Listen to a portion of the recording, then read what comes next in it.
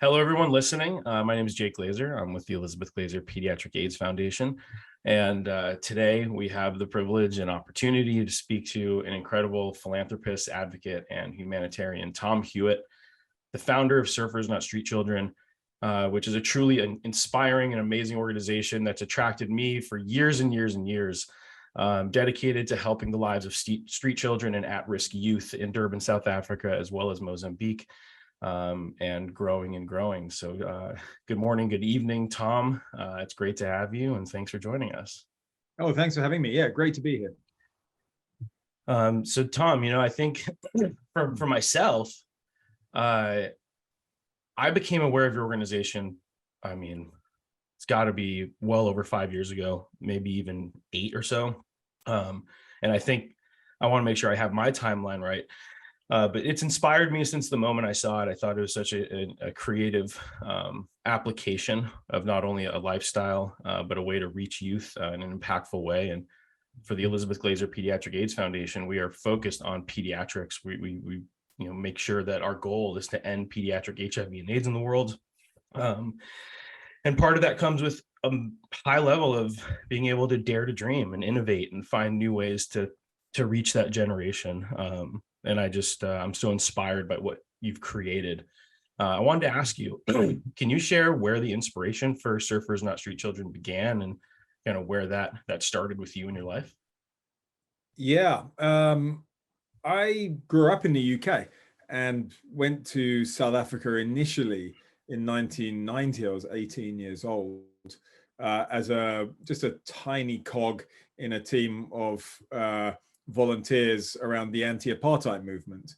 And I was a surfer at the time. I grew up surfing, believe it or not, in England. And I knew South Africa had waves, and that was definitely on my radar I remember making the team stop at Jeffreys Bay during the trip so I could go there. Oh, yeah, for sure. But it was an incredible trip for me. I'd been taught a lot about the horrors of apartheid and the situation in South Africa by my father. So it wasn't new to me, but seeing it was like something else. And actually, not so much seeing apartheid, but actually being inspired by the people who were fighting apartheid. And so I think the driving force to be involved in South Africa, and particularly to be part of a new South Africa, came out of being inspired by the activists. And then after I was in South Africa, I went up to Mozambique during the Civil War, and we were with peace activists in Maputo, the capital city. And that was where I first saw street children or homeless kids for the first time. And kind of ashamed to say, I didn't even know there was such a thing as kids living on the streets. It never crossed my mind that could be a thing. It was so different from the upbringing that I'd had. I just couldn't imagine kids would be on the streets, and that hit me hard.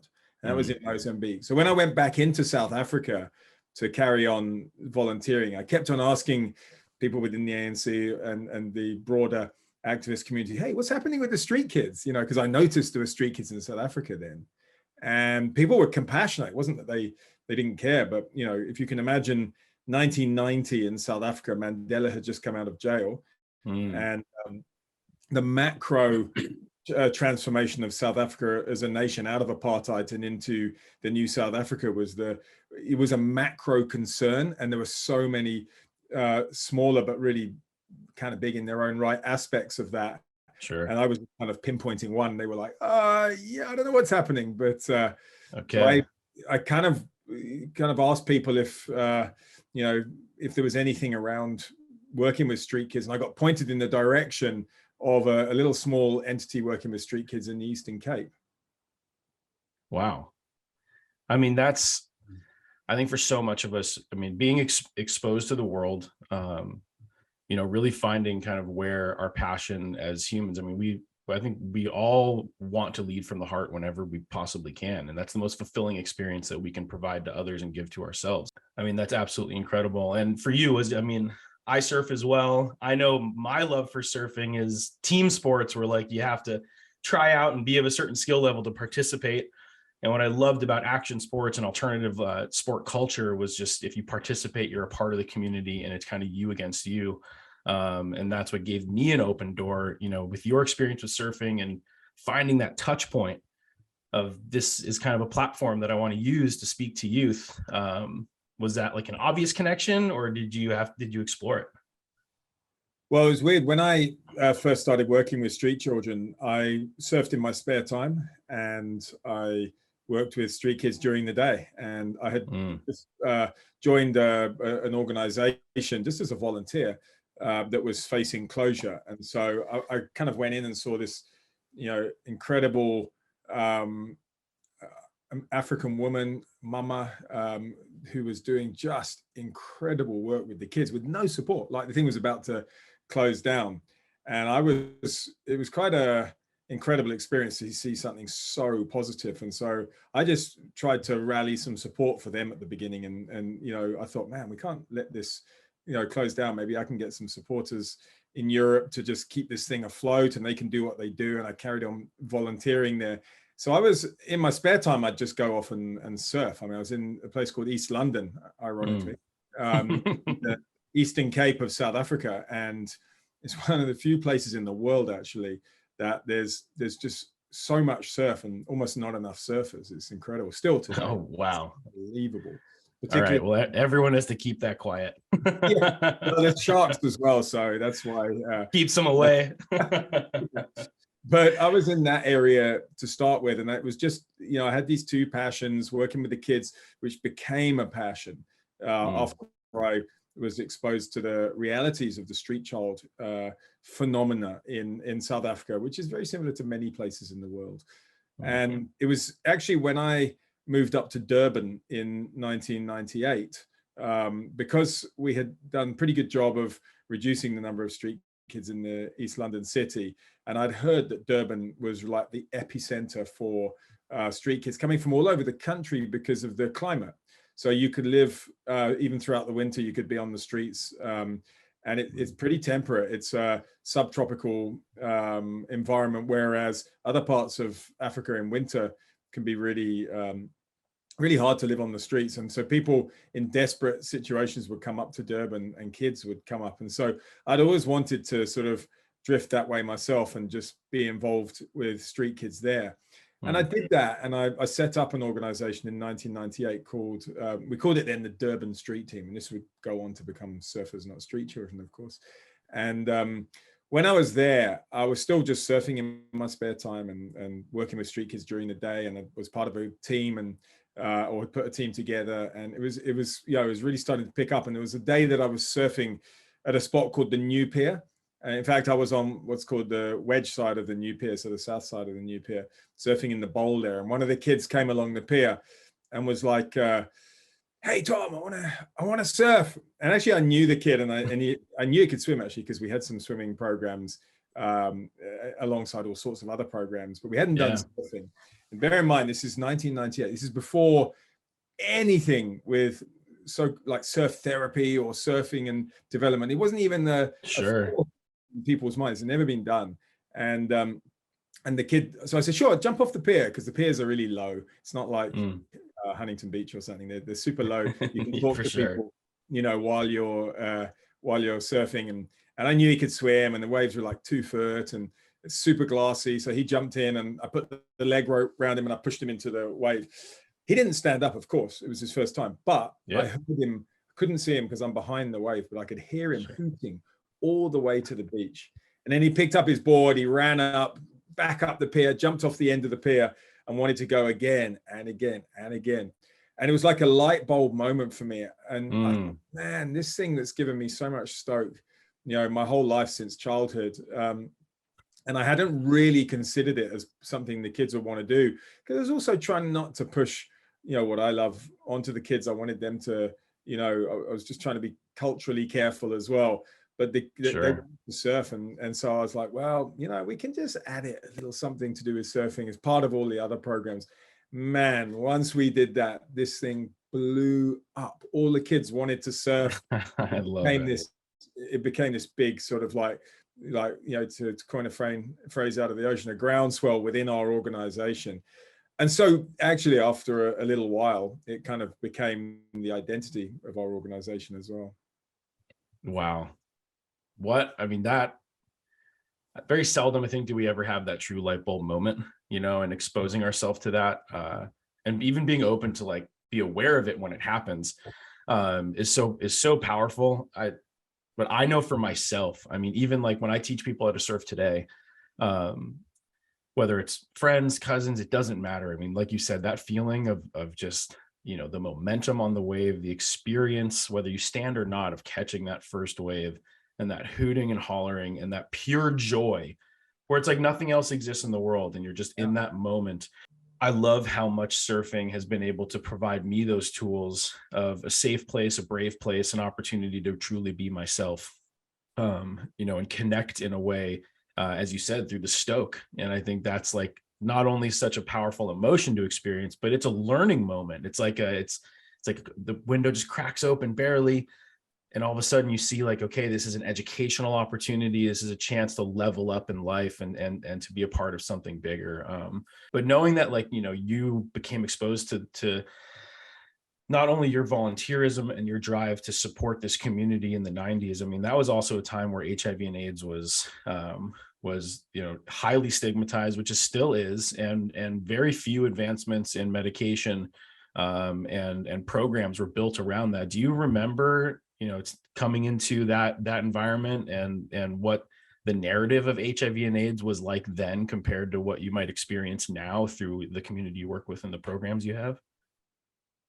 Yeah, I worked at street level throughout the majority of the HIV/AIDS pandemic time or at least the time where it was sort of center stage, and Durban was somewhat of an epicenter. I mean, up north in KZN, Sabisa, and those areas were real epicenters. But in terms of kids affected and infected being on the streets as a result of, I mean, when I first started working with street children, the main reason that kids were on the streets was to do with political tensions and rivalries. There was almost a civil war going on in the region in the run up throughout the late 80s and early 90s. And so most of the kids were running from northern KZN, where there'd been fighting between ANC and Inkatha. And so that changed, and very, very soon, the main reason became something related to HIV/AIDS. And we worked with a number of kids, many of the kids we worked with throughout that period, particularly between 1998 and 2010, were sick. And I say sick, I don't mean just infected and living with HIV. They were sick at that time, right? And we lost a number of kids. Wow. I would even say maybe lots of kids that we were working with, more than a handful, and that was really, really hard to deal with. And then as time went on, and we got a lot of kids off the streets with HIV and got them into stable environments where they had access to things, including nutrition, not just ARVs, but nutrition and other forms of health and welfare. And so a lot of those kids that we actually got out of the street environment survived, and most are still alive today. Wow. And a lot of the people we knew at the time are still alive today, but there definitely was kids that didn't make it through that time. And I think back to it because, for a while it was everything. So even though we were not a specifically HIV/AIDS organization, everybody who worked with any social issue was working with HIV/AIDS at that time. Sure. And so it really was, it was such a major part of what we did.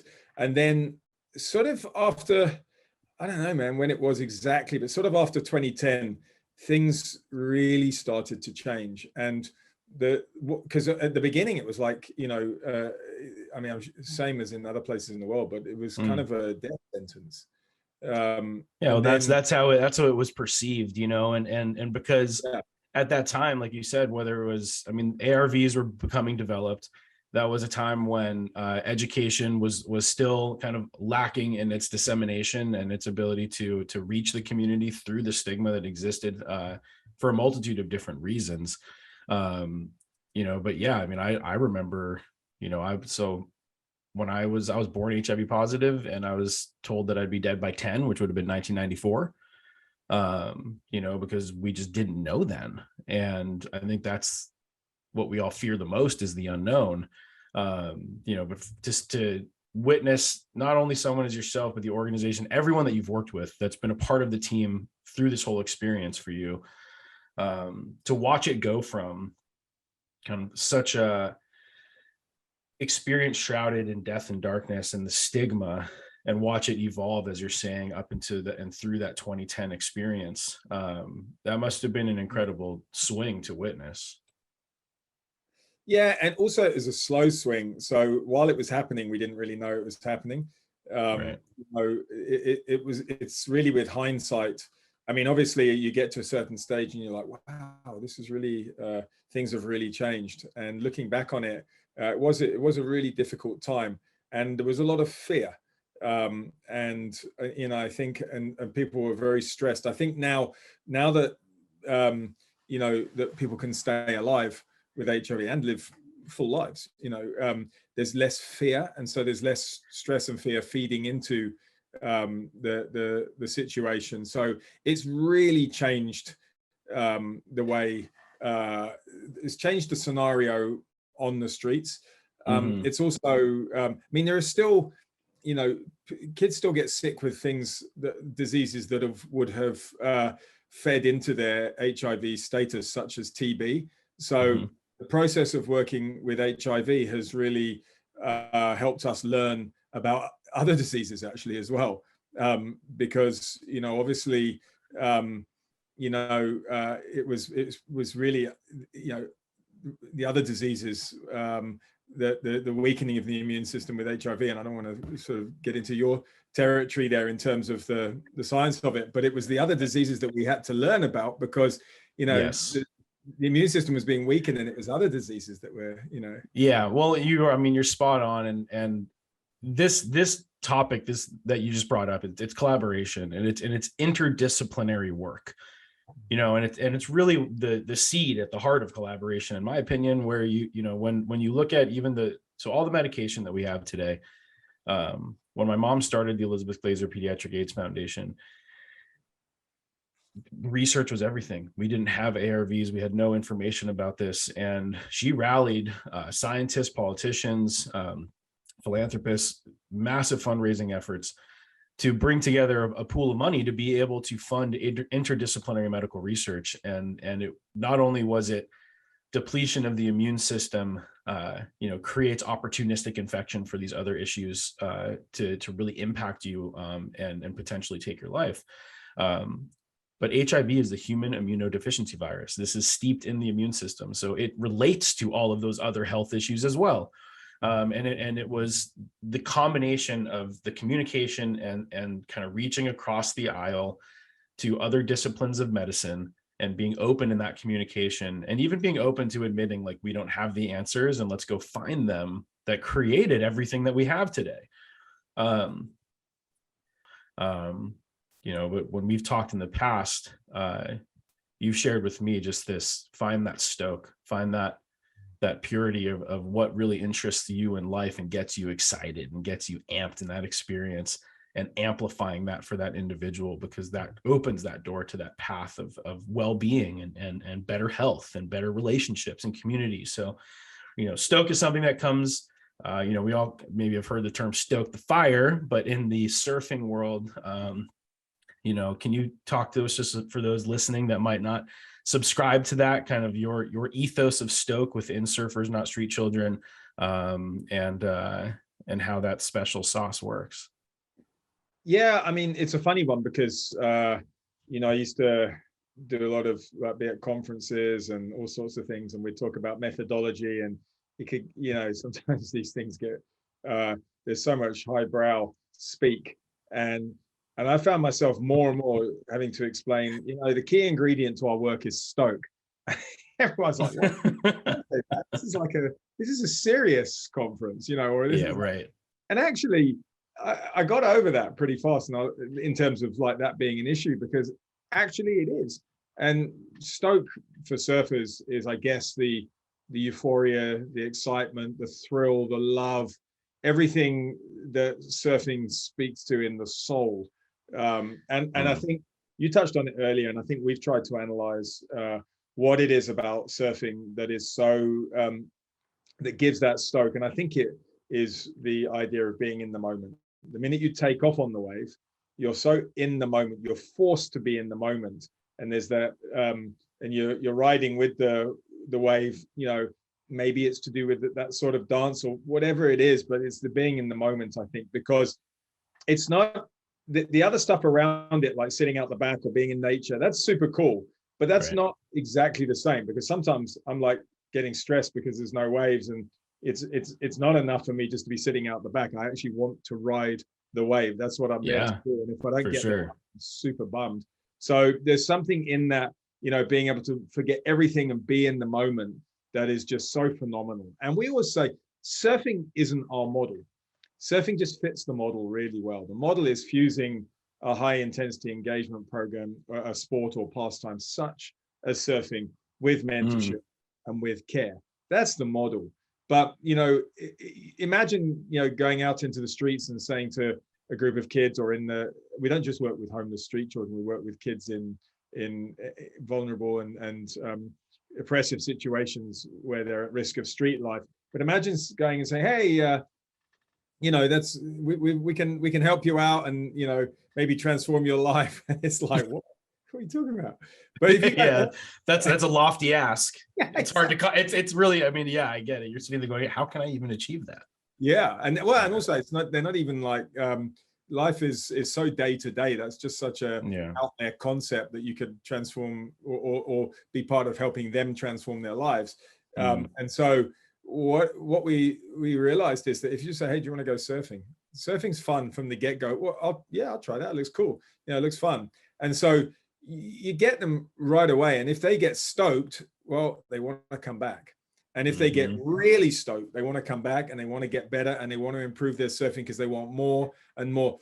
Strangely, it's actually addictive, and it's almost like a healthy drug. I mean, I joke often and that, you know, we're replacing all the negative addictions of street life with a positive drug. I mean, it's tongue in cheek. Yeah.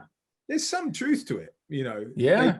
They want it, and they also find, you know, once they develop the love for surfing and they get stoked, they also find identity. And I don't mean cultural identity in terms of, you know, they find identity, a sports identity that people would anywhere in the world, you know, whether they're a soccer player or a skater or a surfer. And one of the moment I really realized that was, and how important identity was we got a donation from the surf brand O'Neill, and we got about 20 wetsuits, and it was over 10 years ago. I mean, in fact, quite a lot over that. And the kids were stoked. They put the wetsuits on, and anyway, a couple of days later, I said to the kids, "Hey, I'm going surfing, man. It's so hot. It's like 100 degrees outside, like 100% humidity. It's so hot. The waves are on. I'm cutting work now. Let's all go surf." And so I said, meet downstairs. I went down in my board shorts, and I get down there. They're all in their 3-2 full wetsuits, and I'm like, sweltering. It's so hot. The water's you know, 85 degrees. You're crazy. And they said, no, Tom, you don't understand. And where we're situated, we walk through the areas where the kids live as street children. He says, when we walk to the beach with our wetsuits on, we're surfers, not street children. And that's where we got our name. And that's where I realized this is deep, because this is not just about the stoke of surfing. It's about the identity of being something that isn't a street child. They're told every day of their life they're the rubbish of society through words, through people's actions. And this inclusion, this identity, this is giving them dignity. Oh my gosh. Yeah, like collect myself a little bit. I mean, that I feel that.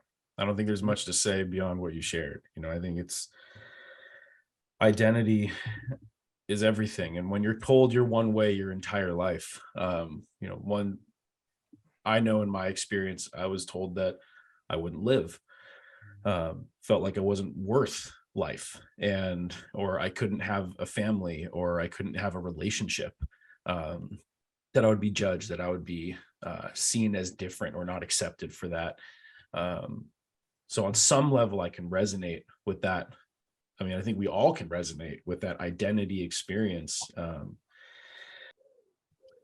of the things that I love that you shared was also this idea that, it's not that surfing's the model. It's that fits into the environment that you're in. And still can exist, not just in surfing, with anything that you're passionate about in life. Yeah. And I think that that's really an incredible opportunity for an organization like yours to find growth away from the coast into landlocked communities. With where you are now. I mean, I know you have Durban, South Africa, and you have the Mozambique Tofo Surf Club. Mhm. Where do you see Surfers Not Street Children going in the next 5-10 years? What would your dream be? Yeah, it's a great question. We work on the premise that if you're going to upscale to other areas, you need a combination of need and opportunity, because there's need in most places, or in many places. There's not always opportunity. So a classic example of that is that our model works. You could work with any other pastime, but where we demonstrate the model best is through surfing. So it would definitely be a coastal region that we would work through. But on the other hand, with the COVID years, we're just grateful to have survived that, and it wasn't easy. And I know a number of NGOs went down during that time, and it's an uncertain time. So although the dream would be to look at other places where kids could benefit from the way that we play out this methodology, through surfing, and we would be very open to doing that. In fact, we started looking at it years ago in Sierra Leone, and all right, went there on a sort of recce visit, met some really cool people doing other stuff, and but while I was there, Ebola broke out. So and I kind of got one of the last planes out. Wow. So we didn't go back and revisit, but there are places around the world that, if certain, if things went a certain way, that we would definitely consider working in. But right now, I think in a sort of post-COVID in a way era, we've been made very aware that we just need to make sure that the existing programs are strengthened, because you never know what's happening globally, because the global does affect us. I mean, back in 2010, when after the FIFA World Cup, when the 2008-2009 financial collapse actually started to affect South Africa, because it was held up during the run up to the FIFA World Cup, man, we struggled. It took us years to overcome, losing most of our finance during that time for running the programs. So we kind of climbed up, and so I'm very aware that as much as we dream, and we'd love to roll it out in other places, and we've got a few in mind, but we also want to be really careful, because there's still more kids in both Durban and Tofo, and we need to make sure, firstly, that we're able to sustain ourselves in those places, but also that we're able to develop. There's I could list half a dozen things I'd love to do. I love what we're doing now, but there's you can always find ways that you want to improve and service for the kids. So it's not 100% sure, but we've got ideas. I love it. Well, I appreciate your ability to stay steady, stay slow, grow strong. That I know that the communities that you're supporting and the lifestyle that you're helping cultivate in that experience, when created in the strong way that you are, creates not only more of that identity, but also supports, I think, the ripple effect in such a stronger way. We need to relate to people and see other people doing things to help us see that we can do them ourselves. Yeah. Right. And we need examples in the world. And so that's my biggest takeaway from witnessing your experience and talking with you is how can the stakeholders on a larger scale and on a community scale take a little direction and a little inspiration from Surfers Not Street Children to be able to come back to that groundswell level and say, how do we invest in the interests of this generation so that we can better create an environment and an educational experience that sticks and that makes them want to come back. For those that want to get involved, it's the interesting world of nonprofit is there's finite amount of people in the world and there's and the money's always going in different places, but I as a collaborative approach to impacting communities, it takes a village. And I want everyone that is supporting our foundation to be as aware of your organization as possible. What is the best way that any of us can get involved and support your strengthening in the communities you have right now? And how do we back you? Thanks for the question. I mean, obviously, when someone makes a donation, it's absolutely fantastic. But the one way that we found, particularly at a time where people are under strain globally, actually financially, is that we've realized that if we build what we call the army of small monthly donors, we can actually put in a foundation that keeps us robust. So, instead of saying to people, we're looking for big donations, of course we're looking for big donations, but at the same time, if we build the $10 a month, on our website, you can sign up to a monthly donation. In the US, it's with our partner 501c3, so it's has all the tax benefits, and elsewhere similar. That's probably the easiest way that people can do so without, especially at these times where where finances are difficult. And then obviously we're looking for partnerships with companies. We particularly have had a lot of take up in the surfing world, which is great. It's so nice to see that the industry, certain corners of the industry are really sort of rallying around. We've had name brand surfers get involved and companies as well. So that's really exciting. But also just sort of spread the word about what we do. And probably the best way to keep up to date with us is on Instagram. But also through our website, which is surfnotstreets.org. Incredible. And I appreciate yes, we're all looking for big donations. But it always goes back to, the power of the many.